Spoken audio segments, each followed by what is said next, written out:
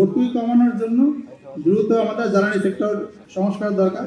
আর আপনার যদি আমরা একটু পরিসংখ্যান দেখি, গত 5 বছরে কিন্তু আমাদের পাওয়ার সেক্টরে আমাদের পিডিবি পাওয়ার ডেভেলপমেন্ট বোর্ড তারা প্রায় 1.5 লক্ষ কোটি টাকা লস করেছে এবং ভর্তুকি দেওয়া এইটার জন্য ভর্তুকি দেওয়া সরকারকে প্রায় 1 কোটি 20 লক্ষ টাকা তাদের ভর্তুকি দেওয়া হয়েছে। তো তাদের কিন্তু এই সরকার যদি এভাবে ভর্তুকি দিয়ে থাকে তাহলে আমাদের আগের সঙ্গে আলোচনা হলো যে আমাদের স্বাস্থ্য শিক্ষা এগুলোতে বরাদ্দ যাচ্ছে না, তো আমাদের জ্বালানি খাতে প্রচুর ভর্তুকি দিতে হচ্ছে। তো ভর্তুকি কমানোর জন্য দ্রুত আমাদের জ্বালানি সেক্টর সংস্কার দরকার।